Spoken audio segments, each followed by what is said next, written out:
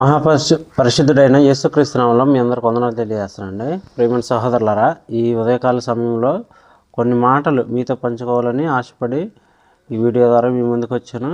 అదేంటంటే, సువార్త సత్యం ఏంటి, సువార్తను అసలు ఎందుకు వినాలి, సువార్త లేకపోతే మన బ్రతుకులు ఏమైపోయేవి, సువార్త అనేది మన బ్రతుకులలో అంత ప్రాముఖ్యమా అని మనం ఆలోచించగలిగితే, ప్రియమైన సహోదరులారా, ఈ రోజుల్లో చూడండి, సోషల్ మీడియాలో కానీ ప్రింట్ మీడియాలో కానీ చాలామంది చాలా రకాలుగా బైబిల్పై బురద చల్లడానికి ద్వారా ప్రింట్ మీడియాల ద్వారా వస్తున్నారు. అయితే సత్యాన్ని అడ్డగించే క్రమంలో సత్యం ఏమన్నా ఆగిపోతుందా, సత్యం ఏమన్నా చెప్పనీయకుండా అడ్డగించే ప్రయత్నాలు చేస్తున్నా కానీ సత్యం అనేది మరుగున పడటం లేదు. ఎందుకంటే అరచేతితో సూర్యుని అడ్డుపెట్టి వెలుగును ఆపేయాలని ప్రయత్నించిన ప్రతి ఒక్కరూ విఫలమైపోతారండి. ఎందుకంటే సువార్త సత్యం అనేది ఒక గొప్ప వెలుగు. అందుకే యేసుక్రీస్తు వారు అంటున్నాడు, నేనే వెలుగునై ఉన్నాను అన్నాడు.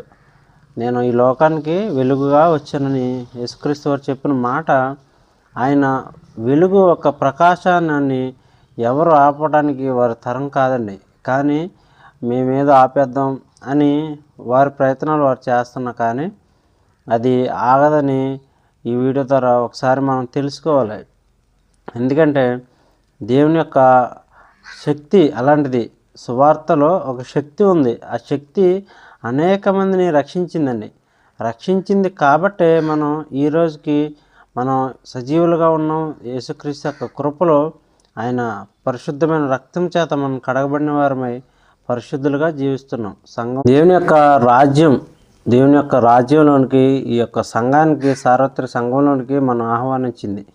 ఆయన కృపే లేకపోతే మనం ఈ రోజుకి మనుగడ సాగించలేమండి. ఎందుకంటే మనం జ్ఞాపకం చేసుకుంటే దేవుని యొక్క క్రియలు ఎలా ఉంటాయని, ఆనాడు నోవాహు కాలంలో వారికి సువార్తను ఆత్మరూపికి వెళ్ళి యేసుక్రీస్తు ప్రభువారు చెప్తున్నా కానీ వారు ఏం చేశారంటే తృణీకరించి దేవుని యొక్క గొప్పదైన మాటలు అంగీకరించలేదు. ఆయన మాటలు అంగీకరించకపోవడం వల్లనే ఆనాడు జలప్రళయం అనేది వచ్చింది. వారందరినీ సర్వనాశనం చేసింది, వారందరినీ నేల మట్టుకు పెట్టింది. అందుకే ప్రియమైన సహోదరులారా, సువార్త అనేది మనకు వినబడుతున్నప్పుడు దాన్ని మనం ఆలకించాలి. అది ఎందుకు వచ్చింది ఈ లోకానికి? యేసుక్రీస్తు ఆదియందు వాక్యం ఉండను, వాక్యం దేవుడై ఉండను అన్న మాట, ఆ వాక్యం శరీరధారికి ఈ లోకానికి ఎందుకు వచ్చింది, ఈ గొప్పదైన మాటలు మనకు ఎందుకు వినిపించింది అని ఒకసారి ఆలోచించగలిగితే మనం సువార్తకి లోబడతామండి. సువార్త సత్యానికి మనం లోబడతాం. సువార్త ద్వారా మనం రక్షింపబడతాం. అంతేగాని అందుగురించి యేసుక్రీస్తు వారు ఏం చెప్పాడంటే, చెవిగలవాడు వినును కాక అని, కళ్ళున్నవాడు చూదురు కాకని అపోస్తుల కార్యాల్లో చెప్పినట్టు వారు ఆ మాటను ఖాతరు చేయలేదు. ఇశ్రాయేలీయులు ఆ మాటను, సువార్త సత్యాన్ని, యేసుక్రీస్తు వారు సాక్షాత్ దేవుడు, ఆయన ఈ భూమి మీదకి దిగి వచ్చి కన్యక గర్భాండం ద్వారా ఈ భూమి మీదకి దిగి వచ్చి వారికి డైరెక్ట్గా ఆయనే, ఇప్పుడు మనమంటే వినటం వలన విశ్వాసం కలుగుతుంది కానీ వారికి ప్రమాణం ఏంటంటే యేసుక్రీస్తు వారు డైరెక్ట్గా వారి మధ్య నడయాడి ఆయన గొప్పదైన మార్గాన్ని వేసి వారికి సువార్త సత్యాన్ని వినిపించాడు. ఆయనను వారు గ్రహించలేదండి. అందుగురించే అపోస్తుల కార్యాల్లో మనం చూడగలిగితే 28వ అధ్యాయము 26వ వచనం, మీరు వినుట మట్టుకు విందురు కానీ గ్రహింపరు, చూచుట మట్టుకు చూతురు కానీ కానరని ఈ ప్రజల యొద్దకు వెళ్ళి చెప్పుమని ఆనాడు యెషయా ప్రవక్త ద్వారా చెప్పిన మాట సరి అని వాక్యం సెలవుస్తుందండి. వారు అవును చూశారు. యేసుక్రీస్తు వారు చేసిన ఎన్నో అద్భుత కార్యాలు, గొప్ప సూచక క్రియలు అన్నీ చూశారు. ఆయన మాటల్లో ఏనాడు ఒక తడబాటు కానీ ఒక తప్పుడు మాటలు కానీ దొరలలేదని వారు విన్నారు, చూశారు. కానీ వారు యేసుక్రీస్తు వారిని అంగీకరించలేదండి. అంగీకరించకపోవడం వల్లనే వారు నశించిపోతున్నారు. చూడండి, ఇప్పుడు కూడా ఇశ్రాయేలీలు, ఆ యూదులు ఎప్పుడు కూడా యేసుక్రీస్తు వారు ఈ లోకంలోనికి వచ్చారు అన్న మాటను వారు నమ్మరండి. ఇంకా సువార్త సత్యం వారిలో వెలిగింపబడలేదు. వారికి ఇంకా సువార్త సత్యం అనేది అర్థం కాలేదు. అయితే సువార్త సత్యాన్ని మనుషులే అడ్డగిస్తున్నారా అంటే పాస్టర్లు కూడా ఇప్పుడు చూడగలిగితే చాలామంది ఈ మతోన్మాదుల కన్నా మరీ దరిద్రం అయిపోయారండి పాస్టర్లు. ఈ పాస్టర్లు కూడా ఎక్కువైపోయి సువార్తను ఎలా పడితే అలాగా వరాలకి, స్వస్థతలకి, ఈవులకి, గొప్పదైన ఆశీర్వాదాలకి వీటి కోసమే త్రిప్పేశారండి. సువార్త సత్యం అనేది మొదట చూడండి, అపోస్తల కార్యాలు ఒక వచనం చూపిస్తాను. అపోస్తల కార్యాలు 3వ అధ్యాయము 26వ వచనం చూడండి. దేవుడు తన సేవకుని పుట్టించి అని అక్కడ ఒక మాట, పుట్టించిన కాడ పుట్టినట్లు లేక లేపి అని ఉంది. ఆయన తన సేవకుని అంటే దేవుని యొక్క కుమారుని పుట్టించి మీలో ప్రతివాణిని వాని దుష్టత్వము నుండి మళ్లించుట వలన మిమ్మల్ని ఆశీర్వదించుటకు ఆయన మొదట అనే మాటను ఇక్కడ రాయవలసిన పని ఏంటంటే, మొదట ఆయనను మీ వద్దకు పంపానని అనేస్తే సరిపోద్ది, కానీ మొదట ఆయన మీ వద్దకు పంపబడినని చెప్పాను. ఆయన ఎందుకు పంపబడ్డాడంట? మన దుష్టత్వం నుంచి మళ్లించడానికి. అదే సువార్త సత్యం. సమాధి పునరుద్ధానములు ఏం తెలియజేస్తున్నాయంటే ప్రతి ఒక్క పాపం నుంచి విమోచన, ప్రతి ఒక్క పాపం నుంచి విడుదల, వీటిని కలిగించాడు. కాబట్టే యేసుక్రీస్తు వారు మొదట ఇక్కడికి వచ్చాడు. దాన్ని చెప్పడం మానేసి యేసుక్రీస్తు వారు మిమ్మల్ని ఆశీర్వదిస్తాడు, యేసుక్రీస్తు వారు మిమ్మల్ని దీవిస్తాడు, ఇదే చెప్తున్నారండి. ఇదే ట్రెండింగ్లో నడుస్తుంది. అంతేగాని సువార్త సత్యం ఏంటి? భూమి మీద మనం బ్రతుకుతున్న ఆదాము కాలం నుంచి ఇప్పటి వరకు పాపాన్ని తీసివేసిన వాడు ఎవడో లేడు. పాపం వల్ల వచ్చి జీతాన్ని మరణం. ఆ మరణాన్ని విరిచిన వాడు కానీ, మరణాన్ని జయించిన వాడు కానీ ఎవడో లేడని ఒక్కడో చెప్పట్లేదండి. చాలా అంటే చాలా బాధాకరమైన విషయం ఇది. మనం ఒకసారి ఆలోచించాలి ప్రియమైన సంగమా, లేదంటే మనం చాలా అంటే చాలా నష్టపోతాం. అందుకే సత్యాన్ని అడ్డగిస్తున్నారంట. ఎక్కడది? రోమిలకు రాసిన పత్రిక 18వ వచనం చూడండి. దుర్నీతి చేత సత్యమును అడ్డగించి మనుషుల యొక్క సమస్త భక్తిహీనత మీదను దుర్నీతి మీదను దేవుని కోపం పరలోకం నుండి వస్తుందంట. దేవుని కోపం అనేది పరలోకం నుండి ఎందుకు వస్తుందని మనుషుల మీదకి. చూడండి, ఈ మధ్యకాలంలో కరోనా దేవుని కోపం ప్రజల మీదకి ఎందుకు వస్తుందంట? సత్యమును అడ్డగిస్తున్నారండి. సత్యాన్ని ప్రేమించట్లేదు. ఆనాడు నోవాహు కాలంలో కూడా అదే జరిగిందండి. సత్యాన్ని ప్రేమించలేదు. యేసుక్రీస్తు వారు ఆ నోవాహు ద్వారా జలప్రళయం వస్తుంది అని గొప్ప సూచక క్రియలను చేయడానికి ఆయన ఆ నోవాహు ఓడను కట్టడానికి ఆయనకి ఆజ్ఞ ఇచ్చినప్పుడు ఆయన నోవాహు గారు ఎంతమంది ఎన్ని మాటలు అంటున్నా కానీ ఎవరిని లెక్క చేయకుండా, ఆ మాటను లెక్క చేయకుండా తన కుటుంబాన్ని కూడా దేవుని చేత ప్రేరేపించబడి దేవుని చేత పెంచబడ్డాడు. కాబట్టి ఆయన నీతిమంతుడిగా ఉన్నాడు. కాబట్టి ఆయన కుటుంబం కూడా ఆయనకు లోబడింది. ఆయన చేస్తున్న పనిలో, ఆ ఓడ నిర్మాణంలో వారు కూడా పాలుభాగస్తులు అయ్యారు. సత్యాన్ని అడ్డగించారండి. ఆ రోజున సత్యాన్ని అడ్డగించేసి నోవాహు చేస్తున్న పనుల్ని, ఆ క్రియల్ని వారు తృణీకరించారు. కాబట్టి జలప్రలయంలో కొట్టుకుపోయారు. అలాగే ఇప్పుడు కూడా చాలామంది పాస్టర్లు కానీ, మనుషులు కానీ, మతోన్మాదులు కానీ ఎంతోమంది సత్యాన్ని అడ్డగిస్తున్నారు. అందుగురించి దేవుని కోపం మనుషుల మీదకి పరలోకం నుంచి బయలుపరచబడుచున్నదని వాక్యం సెలవిస్తుంది. కరోనాలు, జ్వరాలు, విషపూరితమైన జ్వరాలు, ఎన్నో వ్యాధులు, పొల్యూషన్ ద్వారా. చూడండి, ఢిల్లీలో అసలు పొల్యూషన్ చాలా అంటే చాలా విపరీతంగా ఉంటుందని మాస్కులు పెట్టి తిరుగుతున్నారు. ఒక మనిషి విపరీత ఆశ మనిషిని ఎంతగా నాశనం చేస్తుందంటే, చూడండి, ఒక ప్రాంతం మాస్కులు పెట్టి తిరగాల్సిన పని ఏముందండి? ఎయిర్ ఫిల్టర్స్ పెట్టుకుని తిరుగుతున్నారు. దుర్భర పరిస్థితి అండి. దేవుడు మనకి ఎంతో చక్కనైన గాలి ఇచ్చాడండి. ఆ గాలిని స్వచ్ఛంగా పీల్చుకుని బ్రతకడం మానేసి వీళ్ళు ఏం చేస్తున్నారు? డబ్బు కోసం, ధనం కోసం ఆశించి ఏం చేస్తున్నారంటే ఆ యొక్క గాలిని కూడా పొల్యూట్ చేసేసి వారు ధనాన్ని సంపాదించుకోవాలని ఆశపడుతున్నారు. కానీ అసలు దేవుడు యొక్క జ్ఞానం ఏంటి? దేవుడు స్వచ్ఛమైన గాలి మనకి ఇచ్చాడు కదా, స్వతంత్రాన్ని ఇచ్చాడు కదా. మనం దీన్ని నాశనం చేయొచ్చా చేయకూడదా అనేది ఎవ్వడూ ఆలోచించట్లేదు. కనుకనే ఎందుకైనా దేవుని గురించిన చూడండి 19వ వచనం, రోమపత్రిక 1వ అధ్యాయం 19వ వచనం చూడండి. ఎందుకనగా దేవుని గూర్చి తెలియశక్యమైనది, అది వారికి మధ్య విషదమై ఉన్నది. వారి మధ్య విషదమై ఉన్నది. దేవుడు అది వారికి విషదపరిచెను.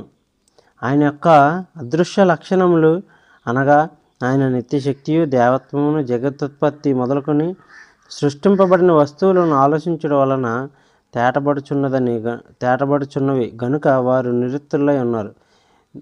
మరియు వారు దేవుని ఎరిగి ఆయనను దేవునిగా మహిమపరచలేదు, కృతజ్ఞతాస్థుతులు చెల్లింపడం లేదు, కానీ తమ వాదములు ఎందుకు వ్యర్థులయ్యారు. ఎంతోమంది మేము జ్ఞానులం అనుకున్న వారే వ్యర్థులుగా మిగిలిపోతారండి కొన్ని వాదాలు పెట్టుకుని. చూడండి, అందు గురించి తిమోతి పత్రికలు అంటాడు, వాదములు పెట్టుకుని వారితో నువ్వు ఎంత మాత్రం జోడీగా ఉండకు, లేదంటే వారి దగ్గరికి వెళ్ళక తిమోతికి హెచ్చరిస్తాడండి. తిమోతికి వాదములు పెట్టుకునే వారితో అంత అవసరం లేదు, ఎందుకంటే వారు మూర్ఖులని తరం వారికి వేరైపోవండి అన్నట్టు నువ్వు వేరైపో, అంతేగాని వారితో వాదములు పెట్టుకోకు, అది వ్యర్థమైన. ఎందుకంటే చూడండి, మూర్ఖుడితో 6 నెలలు సహవాసం చేస్తే వారు వీరైతారు, వీరు వారైతారని మనకి లోకోక్తులు ఉన్నాయి కదా, ఆ సామెతల ప్రకారంగానే నడుస్తుంది అని తిమోతికి చెప్పాడు. తిమోతికి చెప్పి వెళ్ళొద్దన్నాడు. వారు నిరుత్తులే. ఆయన అదృశ్య లక్షణాలండి, ఆయన నిత్య శక్తి. అసలు ఈ భూమి, ఈ గాలి, ఈ విశ్వం ఎలా తిరుగుతుంది, దేని మీద పనిచేస్తుంది ఆయన. ఈ భూమికి పునాదులు వేసానన్నాడు. ఆ కంటికి కనపడిన పునాదులు, ఏ కెమెరాకు చిక్కని ఆ పునాదులు ఎలా వేసాడు. దేవుని యొక్క నిత్య శక్తి ద్వారా ఆ భూమి అనేది తిరుగుతుంది కదా. భూమి గంటకు 1,00,000 కిలోమీటర్లు అబవ్ పైనే తిరుగుతుందంట. కానీ మనం ఇక్కడ 20-30 స్పీడ్లో వెళ్తేనే చాలామంది యాక్సిడెంట్ చచ్చిపోతున్నారు. అదే 100 స్పీడు, అదే 200 స్పీడ్ వెళ్తే అసలు మనుషులు బ్రతుకుతున్నారండి, బతకడం లేదు. కానీ దేవుని యొక్క శక్తిని వారు గ్రహించట్లేదు. ఇంత స్పీడ్గా తిరుగుతున్న భూమి వారు మనకి ఏం కావట్లేదు. 1,00,000 కిలోమీటర్ల స్పీడ్ కంటికి కూడా కనపడదండి. 1,00,000 కిలోమీటర్ల స్పీడ్ అంటే నాకు తెలిసినంత వరకు కంటికి కూడా కనపడదు ఆ స్పీడ్. అలా వెళ్తే మనం ఇలా చూసాం అంటానికి కూడా దొరకదు. 1,00,000 కిలోమీటర్ల స్పీడ్ అంటే ఆ స్పీడ్లో వెళ్తుందండి. అలా తిరుగుతున్న భూమిని, ఆయన యొక్క నిత్య శక్తిని ఏంటో కనుగొనలేకపోతున్నారండి. చాలామంది శాస్త్రవేత్తలు అంటారు, మేము అది కనిపెట్టేసాం, మేము ఇది కనిపెట్టేసాం అంటారు. కానీ దేవుడు ఆల్రెడీ పెట్టిన దాంట్లో నుంచే వీళ్ళు కనుక్కుంటున్నారు తప్ప వీళ్ళ సొంతంగా ఏది కనిపెట్టింది ఏమీ లేదు. ఎందుకంటే భూమి మీద ప్రతి ఒక్కదానికి ఆధారాల నుంచి పోయాడు యేసుప్రభు వారు. ఆయన ఈ భూమిని సృజించినప్పుడే ఆయన యొక్క లక్షణాలను తెలియజేశాడు.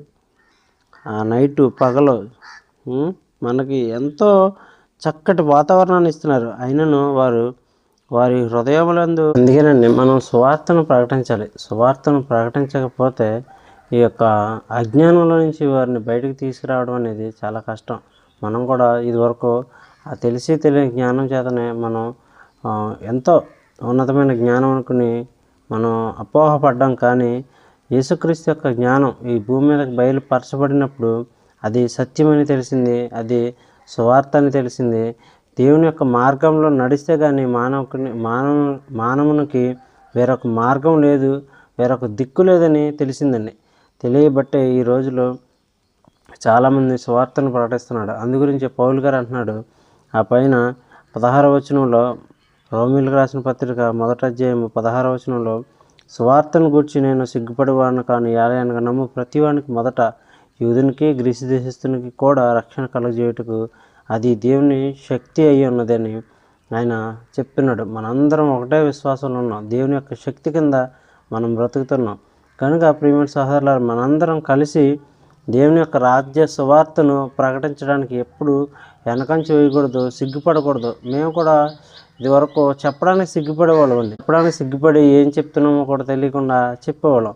అప్పుడు అనిపించింది ఏమనిపించిందంటే, బైబిల్ జ్ఞానం అనేది మనం ఏదో 1-2 గంటలు కూర్చుని చదివేసి వెళ్ళిపోయి సువార్తను ప్రకటించేద్దామంటే అవ్వదు. అది చాలా అంటే చాలా ఉన్నతమైన జ్ఞానం. అది సముద్రం లాంటిదండి. దాంట్లో మనం ఎంత తాగినా ఎంత తినినా అది తీరనిది, తరగనిదని అర్థం చేసుకుని బైబిల్ చదువుతూ దేవుని యొక్క మహాజ్ఞానాన్ని మేము నేర్చుకుంటూ సువార్తను ప్రకటిస్తున్నాం. బైబిల్ చదవకుండా మనం సువార్తను ప్రకటిస్తే అది ఎంత మాత్రమును ఉపయోగపడదండి. ఎందుకంటే మనం ఏం చెప్తున్నాం మనకే అర్థం కానప్పుడు బయట వాళ్ళకి, అన్యులకి ఎలా అర్థమైందండి? మనం ఏదైనా వాక్యం చెప్తుంటే వినటానికి ఇష్టపడతాం, కానీ అది ఎందుకు చెప్పబడింది అన్నది ఎవరు ఆలోచించండి. అందు గురించి ఏం జరుగుతుందంటే, ఎదుటివాడు ఏం చెప్తున్నాడు అనే దానికి మనకు అర్థం కాదు. చూడండి, మన మాస్టర్ చెప్పేది మనకు అర్థం కావాలంటే హోంవర్క్ కానీ అన్నీ కరెక్ట్గా చేసుకుని వచ్చి ఆయనకు ప్రజెంట్ చేస్తే ఆయన దాన్ని చూసి అని ఆయన చెప్తాడు. చెప్పి మనకి కితాబ్ ఇస్తాడు. కితాబ్ ఇచ్చి ఏం చేస్తాడు, మనం మంచిగా చదువుతున్నామని ఇంకా ఎంకరేజ్ చేస్తాడు. అలాగే సువార్తను ప్రకటిస్తున్నప్పుడు వారికి అర్థం కావాలి అంటే, లేదంటే మన సంఘాలకు అర్థం కావాలంటే అది బైబిల్ చదివిన వారికే అర్థమైద్ది. అంతేగాని బైబిల్ చదవకుండా మీరు పాస్టర్ గారు ఎదురుకుంటా కూర్చున్నా కానీ అది ఏం ఉపయోగం ఉండదు. ఎందుకంటే మీకు అర్థం కావదు కదా. ఇప్పుడు ఆయన ఏం చెప్పాడో మీకు అర్థం కావాలంటే దాని గురించి కొంచెం కాకపోతే కొంచెమైనా మనకు తెలిసి ఉండాలి అజ్ఞానం. కాబట్టి ప్రేమైన సహోదరులారా, నేను తెలియజేసేది సువార్తను గురించి ఎవరూ సిగ్గుపడకూడదు. ఎందుకంటే సువార్త వలనే మనం రక్షింపబడ్డాం. మనందరం కలిసి దేవుని యొక్క మహాజ్ఞానాన్ని నేర్చుకుంటూ, చదివచ్చిన వారైతే బైబిల్ చదవండి. లేదంటే బైబిల్ చదవటం రాని వారు ఆడియో బైబిల్స్ ఉన్నాయి, వాటి ద్వారా విని మనం హృదయంలో దాచుకోగలిగితే ఆ మాటలని మనకి అర్థమవుతుంది. ఎందుకంటే పామరులైన శిష్యులు సువార్తను ప్రకటించారు, వారి ద్వారా ఈ ప్రభంజనం. ఇప్పుడు యేసుక్రీస్తు వారు వచ్చి ఆయన చేయవలసిన కార్యాన్ని చేశాడు, వెళ్ళిపోయాడు. తర్వాత ఆ రాజ్య భారాన్ని ఎవరికి ఇచ్చాడండి? యేసుక్రీస్తు వారు శిష్యులకు అప్పగించాడు. శిష్యుల ద్వారా మనకు వచ్చింది. మన ద్వారా అనేక మందికి వినిపించాలి, చెప్పాలి. యేసుక్రీస్తు యొక్క మహాజ్ఞానాన్ని మనం అందరికీ తెలియజేయాలి. ఆయన మాత్రమే దేవుడు, ఆయన మాత్రమే ఏకైక దేవుడు. ఈ లోక ఆశల నుంచి మనల్ని విడిపించగల దేవుడు, లోక పాపాల నుంచి మనల్ని విడిపించగల దేవుడు ఆయన మాత్రమే. ఆయన తప్ప మరణాన్ని గెలిచినవాడు ఎవడో లేడని మన సువార్తను ప్రకటించకపోతే వారికి తెలియదు. మనం ఎలా అయితే విని నేర్చుకున్నామో వారికి కూడా అలాగే నేర్పించాలి. కనుక సువార్తను గురించి సిగ్గుపడివాడిని కానని మనందరం మంచి గొప్పదైన నిర్ణయాలు తీసుకుని దేవుని యొక్క రాజ్య భారాన్ని మన మీద, మనం పొందిన రక్షణ అనేక మందికి పంచిపెట్టే ఆ గొప్పదైన ఆ మార్గాన్ని మనం ఎంచుకుని అనేక మందికి సువార్తను ప్రకటించాలని ప్రేమతో తెలియజేస్తూ మీ అందరికీ వందనాలు.